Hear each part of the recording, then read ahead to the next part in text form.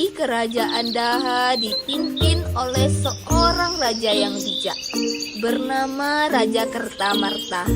Raja mempunyai 2 orang putri yang cantik-cantik.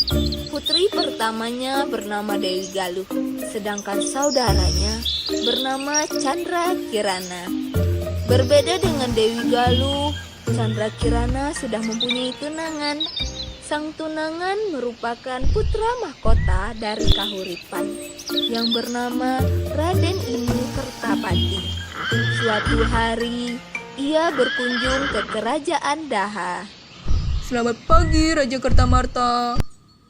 Oh, Raden Inu calon anakku. Kemarilah, mari masuk. Di sana ada calon istrimu Chandra Kirana. Dia sedang bersama Dewi Galuh. Selamat pagi, Chandra Kirana. Selamat pagi, Dewi Galuh. Selamat pagi, Pangeran Inu. Kenapa selalu Chandra Kirana yang mendapatkan keuntungan? Akan kusingkirkan kau, Chandra Kirana. Rasa dengki Dewi Galuh terhadap Chandra Kirana membuatnya gelap mata. Dia pun pergi ke tempat nenek sihir untuk membantunya menyingkirkan Chandra Kirana. Apa yang membuat putri kerajaan datang di malam-malam begini? Aku punya permintaan. Bantu aku melenyapkan Chandra Kirana. Akan kuberi emas sebanyak yang kau mau.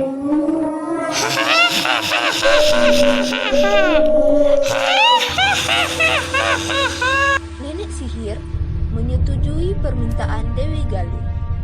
Ia mau bekerja sama dengan Dewi Galuh dengan imbalan sejumlah emas.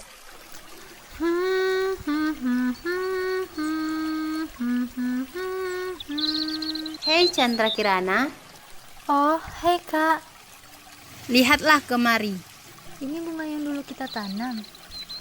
Hah? Siapa nenek itu, Kak? Kukutuk engkau menjadi seekor keong.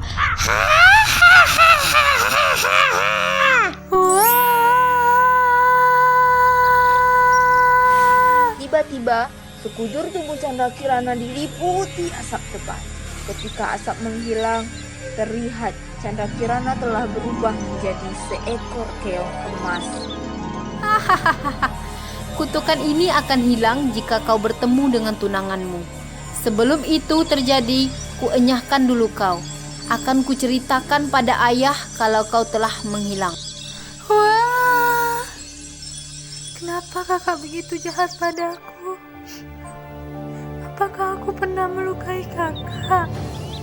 Chandra Kirana yang telah berubah menjadi keong emas pun terbawa arus sungai menjauhi kerajaan Daha. Kemanakah arus ini membawaku pergi? Apa ini? Wah, keong berwarna emas. Sebelumnya, aku belum pernah melihat keong seperti ini. Ternyata jaring tersebut milik seorang nenek tua yang sedang mencari ikan. Sang nenek membawa keong emas pulang ke rumahnya.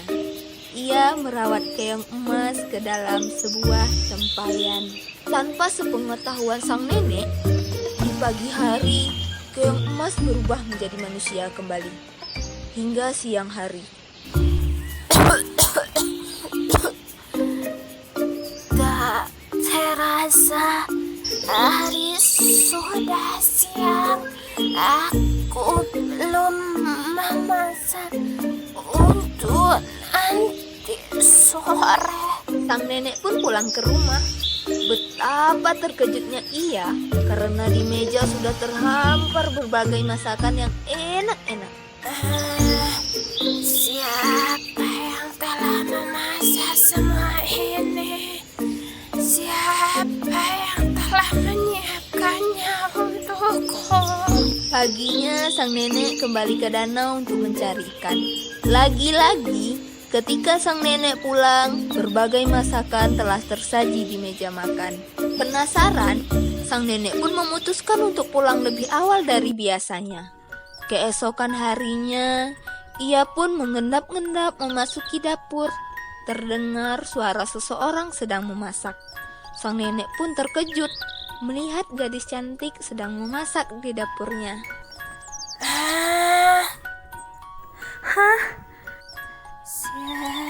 Siapakah engkau, wahai gadis cantik? Chandra Kirana pun menceritakan semua kepada sang nenek. Ia juga bercerita kalau kutukannya akan hilang sepenuhnya jika ia bertemu dengan tunangannya Raden Inu. Entah kapan kutukan ini akan berakhir, Nek. Sabana Kirana, berdoalah terus. Suatu saat pasti doamu akan terkabul.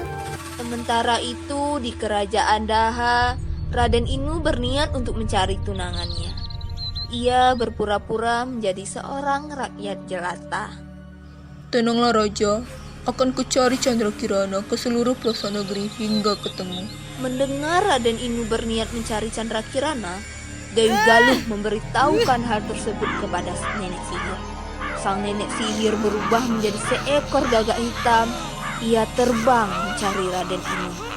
Raden Inu yang dalam perjalanan mencari tunangannya tiba-tiba dikejutkan dengan datangnya seekor gagak yang bisa bicara. Kau kiri, ikuti aku. Hah? Gagak itu bisa berbicara? Mungkin ia bisa menjadi petunjukku untuk bertemu Chandra Kirana. Raden Inu pun mengejar gagak tersebut. Tanpa sepengetahuan Raden Inu, sang gagak jelmaan nenek sihir sebenarnya justru merumuskan Raden Inu ke arah yang salah.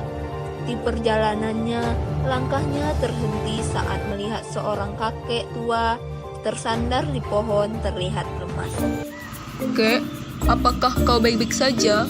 Kau terlihat begitu pucat. Aku sudah tidak makan berhari-hari. Wahai anak muda. Ini Kek, makanlah sebagian bekalku. Aku membawa cukup bekal. Oh, terima kasih, wahai anak muda. Sembari makan, Raden Inu menceritakan semua kepada sang kakek. Raden Inu juga menceritakan bahwa ia mengikuti gagak yang bisa bicara tersebut. Tanpa diduga, sang kakek mengayunkan tongkatnya ke arah sang gagak. Gagak pun terjatuh. Gagak yang terjatuh berubah menjadi nenek sihir kembali. Ternyata sang kakek itu adalah orang yang sakti. Ia juga memberitahu kalau gagak itu jelmaan nenek sihir yang jahat. Ia juga menyuruh Raden Inu untuk mencari Chandra Kirana di desa Dadapan. Sesampainya di desa Dadapan, ia berhenti di sebuah rumah pondok untuk meminta air minum. Ketika hendak meminta air minum, betapa terkejutnya Raden Inu. Ternyata ia berhenti di rumah sang nenek yang merawat keong emas Chandra Kirana. Sang nenek nampak kaget sekaligus gembira melihat sosok Raden Inu. Perjumpaan Raden Inu dan Chandra Kirana membuat kutukan Chandra Kirana berubah. Mereka kembali ke kerajaan Daha. Chandra Kirana menceritakan semua kepada ayahnya. Takut akan mendapatkan hukuman, Dewi Galuh segera melarikan diri dari kerajaan Daha dan tak pernah kembali lagi. Akhir cerita, Chandra Kirana dan Raden Inu hidup bahagia. Sang nenek yang telah merawatnya ikut diboyong ke istana.